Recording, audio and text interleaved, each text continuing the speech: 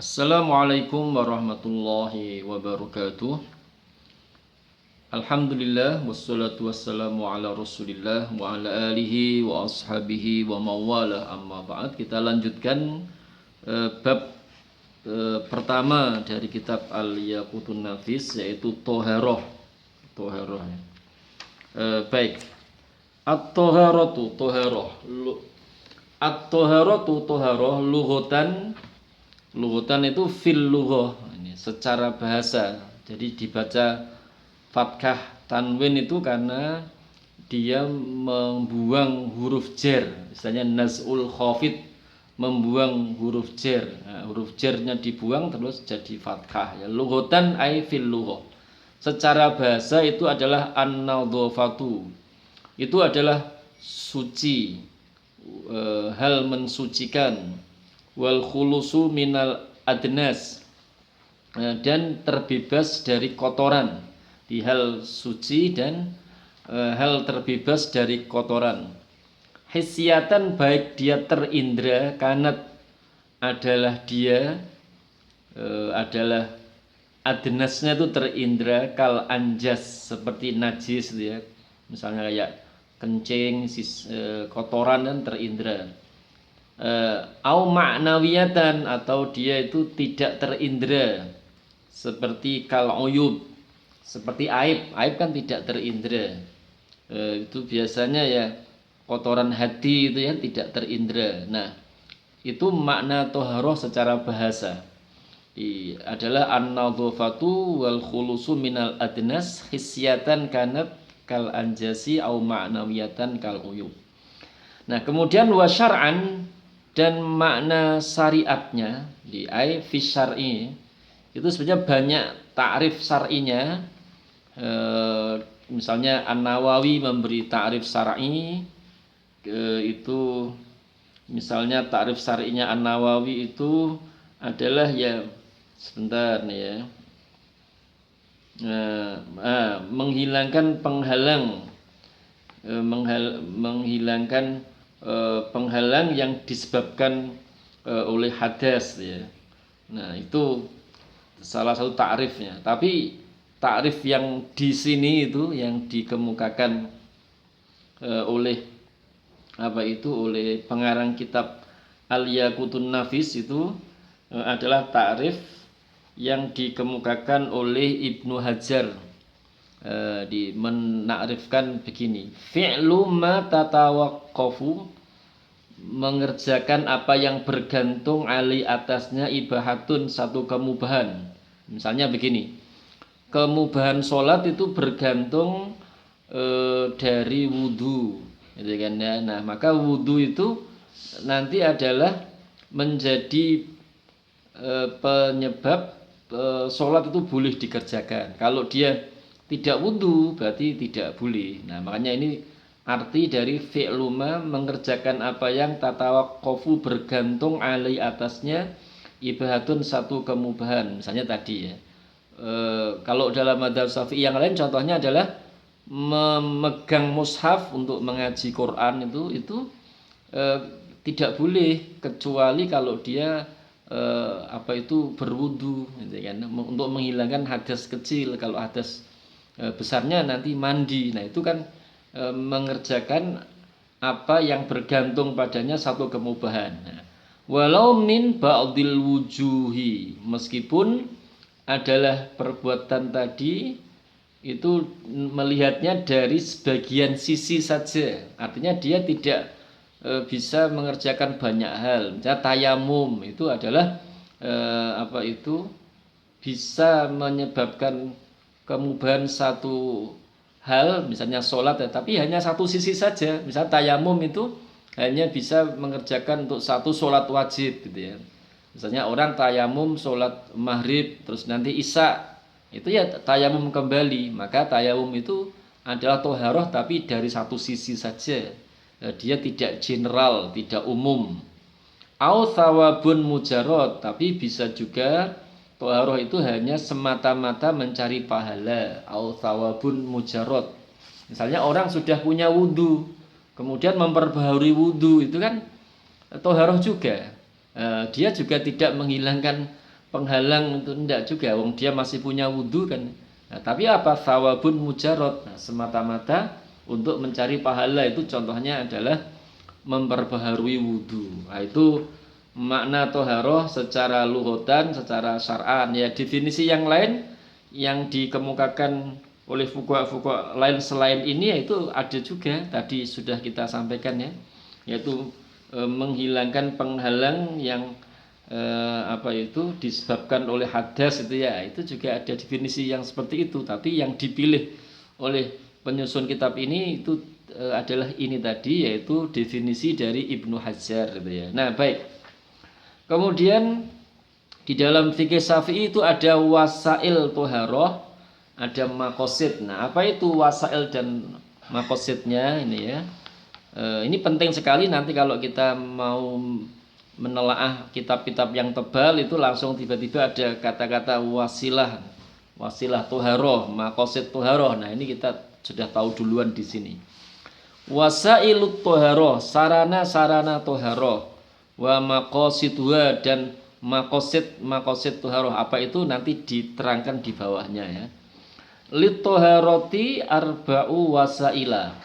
Toharoh itu mempunyai lit toharoti, bagi toharoh ya, artinya toharoh mempunyai arba'u wasaila, 4 wasilah, wa arba'atu makosid, dan 4 maksud ya, ada 4 sarana dan 4 tujuan.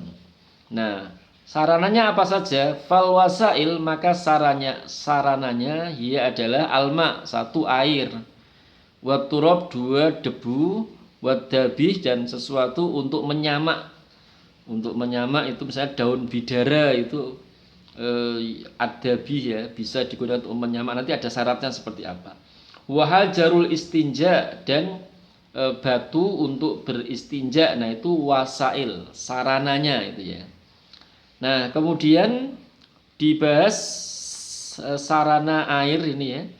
Itu kayak apa? Wa innama yutohiru, dan sesungguhnya hanyalah yuto. Jadi kenapa kok tadi saya baca hanyalah? Karena ada pembatasan. Sesungguhnya hanyalah mensucikan al-ma'u air, idza kana mutlaqon, kalau adalah dia itu air mutlak. Jadi tidak dibatasi dengan batasan yang lazim ya. Misalkan air kopi ada batasan lazim, air sop itu ya, sop digunakan wudhu ya tidak bisa, dia harus mutlak, jadi terbebas dari batasan-batasan yang lazim. Kalau batasan-batasan yang tidak lazim, misalnya air kolam itu ya, itu enggak masalah, karena itu hanya wadah saja, itu hanya wadah saja. Tapi kalau kayak tadi misalkan air kuah itu ya, air bakso gitu ya, batasan lazim. Kalau yang batasan istilahnya kayak tempat tadi tidak masalah gitu ya. Air sungai itu kayak gitu-gitu tidak problem gitu kan. Nah, baik gitu ya. Jadi dia harus terbebas dari batasan-batasan. Tapi batasan yang tadi menyebabkan itu tidak bisa disebut air mutlak ya tadi.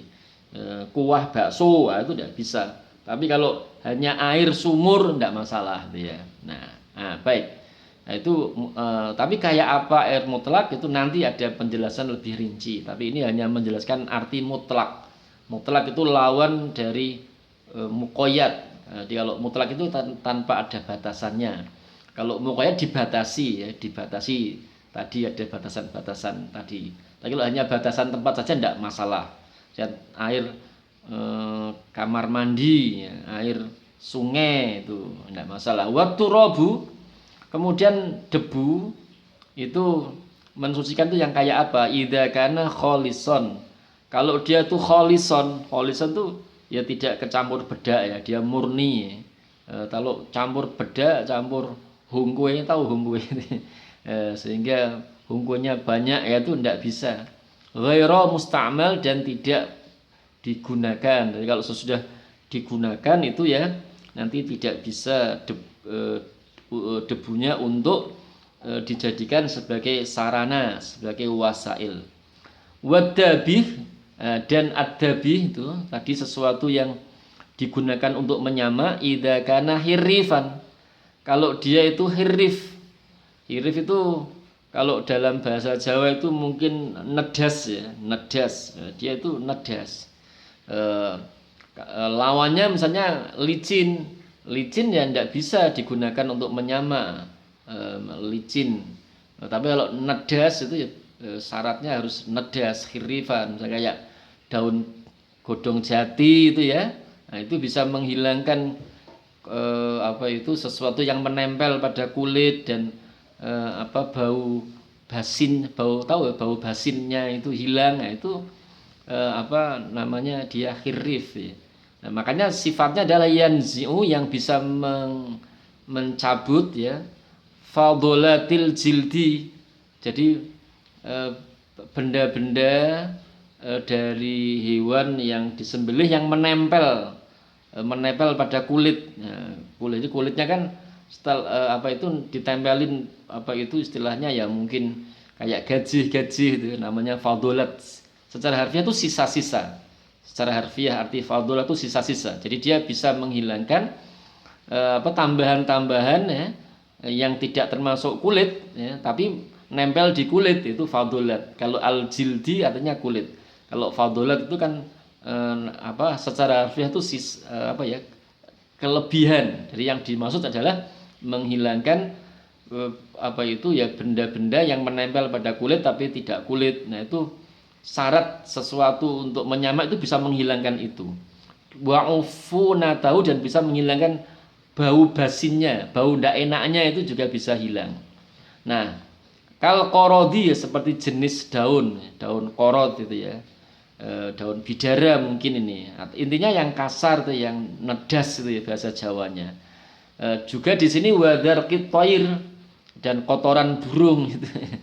Nah, tapi nanti ya setelah itu di apa, dibilas dengan air, Jadi dia hanya digunakan untuk menghilangkan apa itu istilahnya ya, sesuatu yang menempel pada kulit ya, mungkin ya jangan kotoran burung, tapi yang kasar-kasar mungkin ya tumbuhan batu bata atau apa kan bisa. Kemudian wahajarul istinja, sedangkan batu istinja itu bisa mensucikan, itu syaratnya adalah idza kana tohiron, apabila dia itu suci. Qolian itu ya tadi hampir mirip maknanya dabih apabila hirifan. Qolian itu bisa mencerabut ya, bisa kok mencerabut, bisa mengelap, bisa mengelap sampai kotorannya hilang. Nah, itu qolian. Tapi kalau licin ya tidak bisa. Plastik misalkan digunakan ya tidak bisa, karena dia licin. Dia harus mempunyai karakter yang qoli, bisa mengelap sampai bersih gitu ya. Ibarat kayak dilap sampai bersih. Nah, itu syaratnya batu begitu. Tapi loh, batunya malah lumuten. Batunya tahu lumuten. Batu di kali ada lumutnya, malah digunakan malah untuk istinja malah roto nanti itu ya, jangan begitu. Tapi dia harus kolian, itu bisa apa itu menjadikan keset ya, menjadikan keset itu ya. Nah, keset lah bahasa Jawanya, mungkin keset itu ya. Qolian ghairu muhtaram, tidak batu yang itu misalnya dihormati, apa itu, atau tidak barang yang itu dihormati. Misalnya ada tulisan apa itu, misalnya tulisan Allah Muhammad, batunya tulisannya jangan gitu ya. Ghairu muhtaram, dia harus apa itu, batunya itu yang tidak muhtaram. Kalau di situ ada sesuatu yang menjadikan dia harus dijaga ya jangan. Nah, harus ghairu muhtaram gitu ya. Itu syarat batunya itu begitu. Nah, kemudian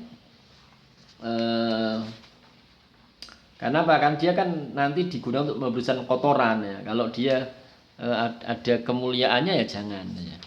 Kemudian amal awani wal istihad.